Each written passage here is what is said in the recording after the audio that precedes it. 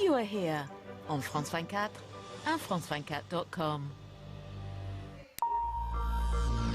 8 p.m. here in the French capital. You're watching live from Paris on France 24. I'm Tom Burgess-Watson. These are our top stories. Clashes in Macedonia. Police fire stun grenades to disperse thousands of migrants attempting to cross the country's border in a bid to reach Europe. A dramatic split. 24 MPs abandon the leftist Syriza party of the Greek Prime Minister to form their own anti-bailout political entity. And a lavish memorial, mafia-style. Residents of the Italian capital demand answers as to just how a huge funeral for a gangland godfather was allowed to go ahead. Also coming up during the course of the next half hour, we'll take a look at just what is behind this week's dire performance of stock markets right across the globe. That's their worst week this year. All the details in Business with Marcus Carlson. Plus, gearing up for the World Athletics Championships, we'll be following the progress of the French sprinter Jimmy Vico, who is getting ready for those events which kick off tomorrow in Beijing. That and more in our sports roundup.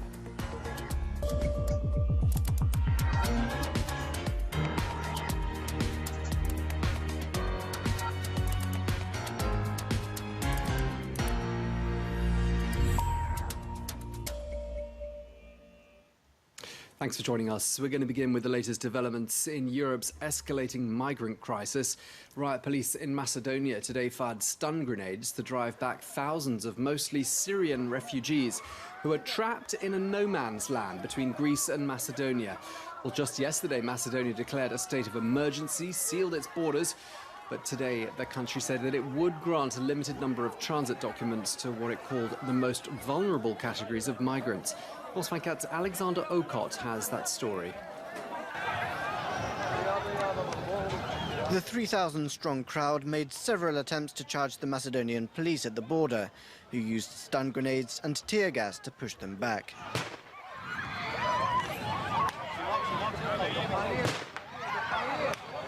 At least 10 people were treated for crush injuries, while others showed wounds they say came from the munitions. They shoot us today. They shoot us today. I can't tell you. I see it. These people are trying to cross to Macedonia from Greece, which has seen an unprecedented wave of migrants this year. UN figures show more than 50,000 arrived in Greece last month alone, more than the whole of 2014. The majority have been fleeing war and conflict in Syria and Afghanistan. You know, usually in Macedonia they don't have problem about crossing for Syrians, but today that's what happened. Yeah, it was very cold, and you know, we don't prepare for this. There's more than 3,000 or 4,000. They are coming more, so it's not believable what Macedonia side do. You know, and they know that we are only crossing. We are not going to set there. The border between Greece and Macedonia has, until now, been porous, as the vast majority of migrants want to head to more prosperous northern European countries. After a day of chaos, the UN Refugee Agency says it's received assurances from Macedonia that the border will not be closed in the future. It's also asked Greece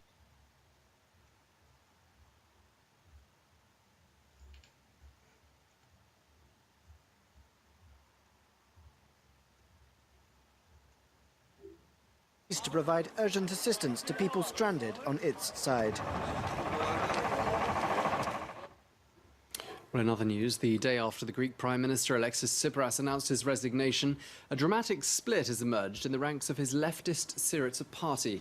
25 of the party's MPs, angered by Greece's bailout, have walked out and formed their own political entity called the Popular United Party. Well, if Tsipras is re-elected in the September elections, analysts say that he might be able to lead more decisively in the absence of those former party rebels. Well, let's get the latest now and cross to France 24's Natalie Savarikas in Athens.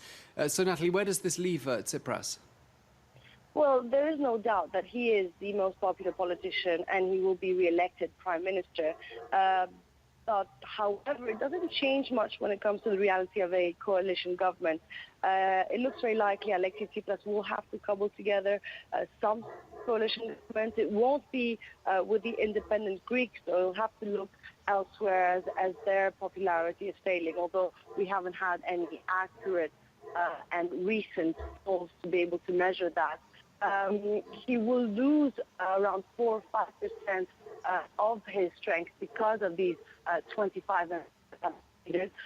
But nonetheless, he'll be able to rein in his party and at least govern without facing this internal rebellion. Okay, just tell us a little bit more about this new party, because according to some reports we're reading, they make Syriza sound rather moderate by comparison. Indeed, like Popular Unity, as it's called, is led by Panagiotis Lafazanis, the former energy minister of Alexis Tsipras' administration. He is very much against the bailout, and he advocates actually that the only way for Greece to regain its pride and independence is by going back to the national currency, the drachma, and advocate essentially for an exit from the common European currency, the euro. He's managed to put together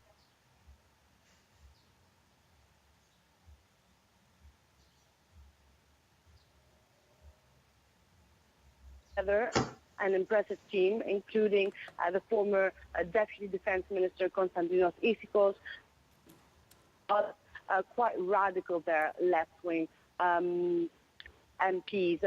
Remains to be seen how and the election. At the moment, it is the third strongest party in Parliament. All right, thank you for that update. Natalie Savarikas in Athens, and apologies to you for the quality of the line there in that interview. Some news just coming into us here at France 24. 3 people have been injured on a Thalys train, which was heading from Amsterdam to Paris. According to French officials, a man is reported to have opened fire in that train. It's not yet clear what his motives were. The situation is under control now. Travellers are safe. That's, again, according to officials. We understand the train stopped. The emergency services were immediately deployed to the site, according to Thalys officials who've been tweeting about that situation on board. As I said, a Thalys train heading from Amsterdam to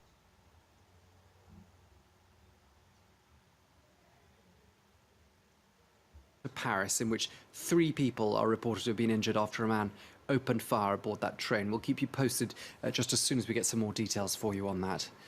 Let's move on now. The Turkish President Recep Tayyip Erdogan said today that fresh elections will be held in November. That's after a vote in June failed to produce a majority and left the ruling party unable to find a coalition partner. Well, that result dealt a blow to Erdogan's ambitions to increase the powers of what is the otherwise largely ceremonial role of president. Here's what the president had to say a little bit earlier on today. Unfortunately, Turkey has not founded a new government yet. In this regard, we again need to ask the will of the people to find the solution. I am conducting this process within the frame of the Constitution, and I will continue to do so. The Turkish president speaking there. In other news, the leader of North Korea, Kim Jong-un, has put his country's army on alert. That's after issuing an ultimatum to the south to stop broadcasting anti-Pyongyang propaganda from loudspeakers on its side of the border. The country has until Saturday afternoon to meet that demand, or else face military action. Well, both sides have exchanged shellfire during the course of the past few days, and China is calling on both sides to remain calm. Shots and threats exchanged over the Korean border. North Korean leader Kim Jong-un has declared what he calls a semi-state of war. He says his frontline troops will be ready for a military operation at any time.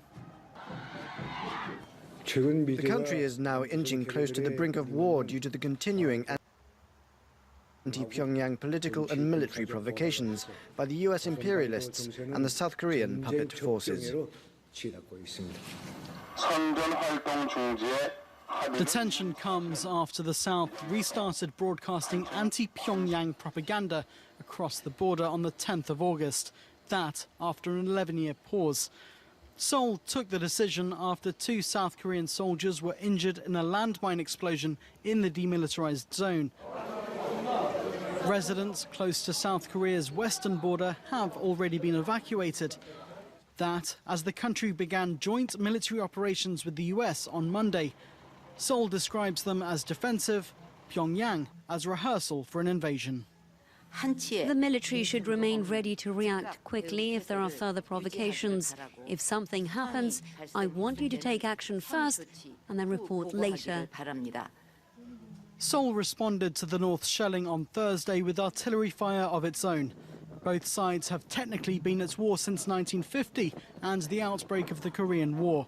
That conflict ended 3 years later in an armistice and the creation of the demilitarized zone. It's estimated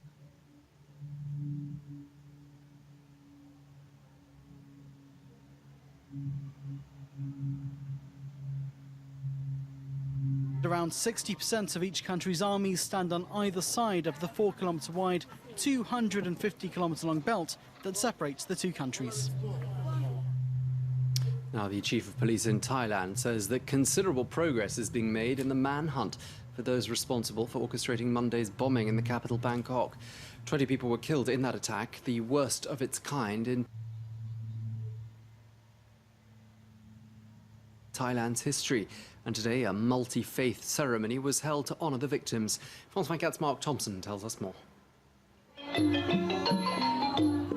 Music, dancing and colour back at the Erawan Shrine. The government says Monday's bombing of the popular tourist destination in Bangkok was an attack on the country's economy. But just 4 days on, a sense of normality is starting to return. Today, believers have come to pay homage as usual. We've come to perform our dance as usual, and the atmosphere has now returned to normal. Students also gathered to release pigeons as the city continues to remember those who lost their lives in the bombing. Nearly half of all those killed were foreigners, and Thai police have stepped up patrols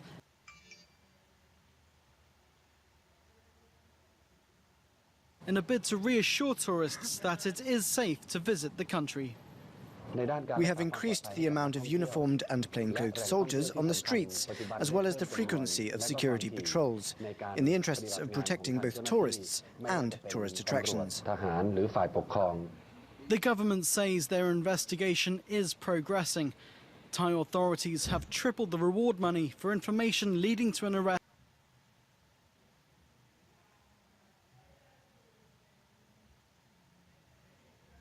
to $85,000. Their main suspect remains this man, seen in a yellow shirt placing a backpack under a bench near the shrine minutes before the attack. Now, firefighters in the United States are working around the clock to try and contain dozens of wildfires which have affected several western states. Washington, Oregon, Idaho, California and Montana have all been affected, and in some cases matters have been made worse by droughts and high winds. Well, thousands of homes have been evacuated, though for dozens of residents of Idaho and Oregon, their homes have already been consumed by the flames. Well, the US authorities are helping there on the scene. They're also being aided by crews from neighbouring Canada, but also from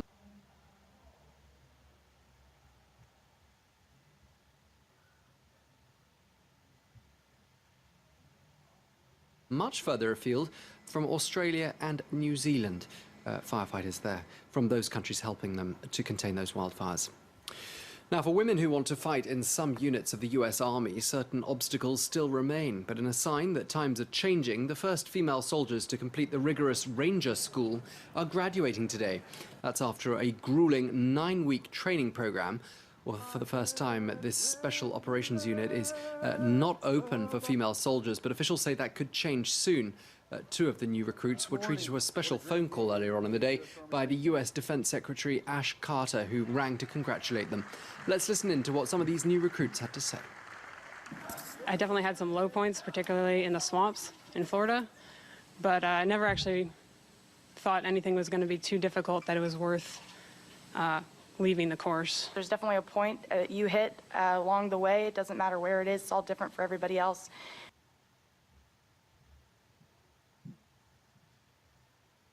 But the ability to look around to my peers and see that they were sucking just as bad as I was kept me going. Sounds very grueling indeed.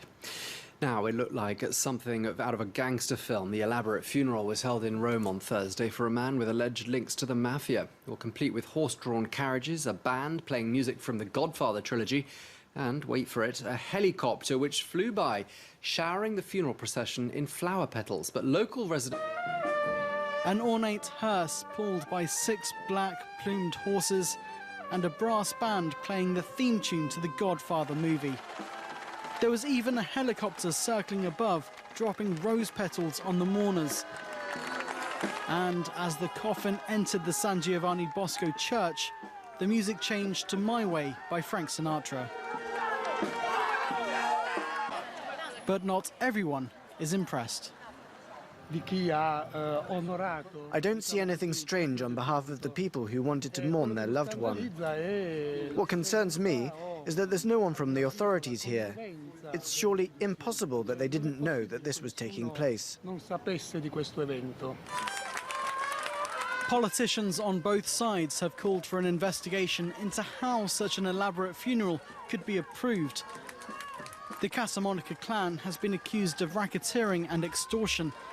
65-year-old Vittorio himself was the subject of multiple police investigations before he died.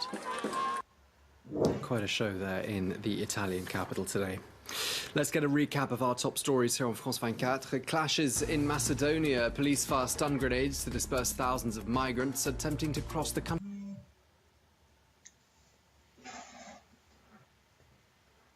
borders in a bid to reach Europe. A dramatic split. 24 MPs abandon the leftist Syriza party of the Greek Prime Minister to form their own anti-bailout political entity. And a lavish memorial, mafia-style. Residents of the Italian capital demand answers as to just how a huge funeral for a gangland... Hi there, Tom. We're going to start with what's been a rather turbulent day for the markets right across the globe. Yeah, global stocks are on course for their worst week so far this year. We've saw drops in Asia earlier. It was also a sea of red in Europe at the close. Let's bring you up to date with a picture in the United States this hour.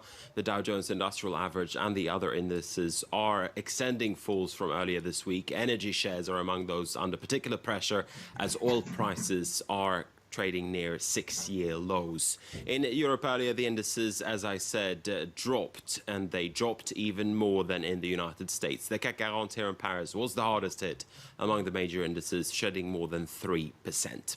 Why then are we seeing such a downbeat day in global stock markets? There are concerns about global growth and, in particular, a slowdown in China. A gauge of Chinese manufacturing in July painted a gloomier picture of the world's second economy. The reading of Chinese factories dropped to its lowest level since 2009. It's adding to worries that China will undershoot its targeted growth rate of 7% this year. For more on what's happening in the markets, I spoke earlier to Joshua Mahoney. He's a market analyst at IG in London, and he explained the reasons for the weakness. When you're looking at Europe, you're going to be focusing